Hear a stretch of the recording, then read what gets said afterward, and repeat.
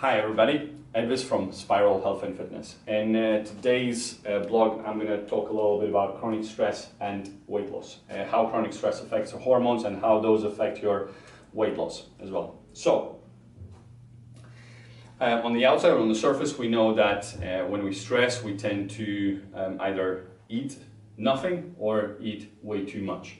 Okay, so this is what we can see, this is what we can observe, and that's what people normally relate to when you say to them, oh, if you're stressed, it's going to be hard to lose weight and or to gain weight, depending what your goals are. But there's a lot more happening underneath, okay, under the surface. So, and please allow me to explain a little bit. So, as we know already, our two main stress hormones, two hormones that will respond to stress in our environment will be cortisol and adrenaline. Okay, both of them are released by our adrenal glands, and if there's any stress in your environment, okay, and this could be caused by many different things. It could be by sleep deprivation, it could be because of anxiety, it could be because of inflammatory foods as well, or drinks, like stimulants, like side effect of drugs as well. So it could be many different reasons for it as well. Okay, so and your body will react to these environmental stresses by releasing more cortisol and more adrenaline.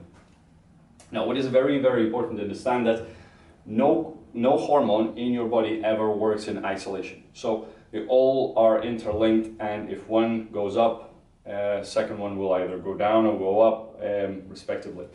Okay, so when cortisol and adrenaline is high, insulin is high. Okay, insulin is the hormone that is responsible for glucose metabolism. So you use glucose predominantly as fuel for energy. Okay, and if you remember from one of my previous posts, I said that insulin is a hormone responsible for lipogenesis. Okay, so what that means when insulin is high, you cannot burn fat, you can only store fat. Okay, that's one of insulin's functions. Now, the problem is when cortisol is constantly elevated, when adrenaline is constantly elevated, okay, your body becomes insulin resistant. Okay, that means, what does insulin resistance mean? That means that for the same amount of blood sugar, okay, you will need a lot more insulin to turn it into energy. Okay, so the higher the insulin, the less chance you're gonna burn fat for energy. So if you follow me through, high cortisol because of high chronic stress will lead to high adrenaline and high insulin. Chronically elevated insulin will make your weight loss or fat loss goals, better said, pretty hard to achieve, somewhere close to impossible. Okay, so now a fourth hormone that kind of I just want to touch up a little bit as well. Okay, is leptin. So leptin is responsible for sending a signal back to your brain to tell your brain that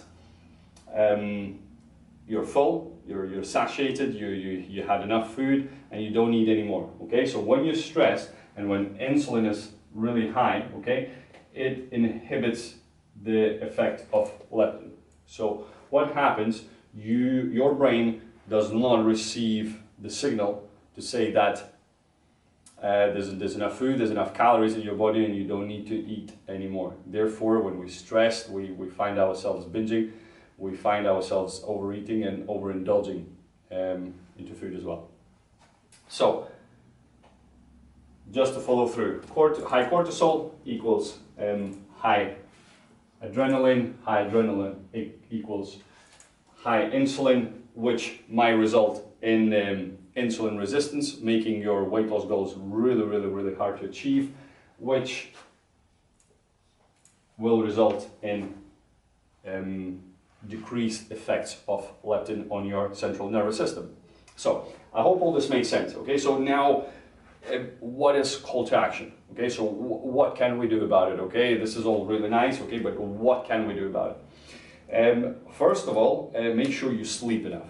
Okay, this is one of very, very, very important ones. Okay, so lack of sleep, sleep deprivation will keep your cortisol really, really high. Okay, so then learn to manage stress. Okay, so either do some meditation or do some yoga or I don't know, seek some counseling or something like that. If you need professional help, seek some professional help. But because stress is something that you really, really want to take care of and you want to be in control of as well. Okay, and reduce stimulants and drugs, even prescription drugs as well. So try to minimize those. Like, again, this is no medical advice, so but try not to be so drug dependent.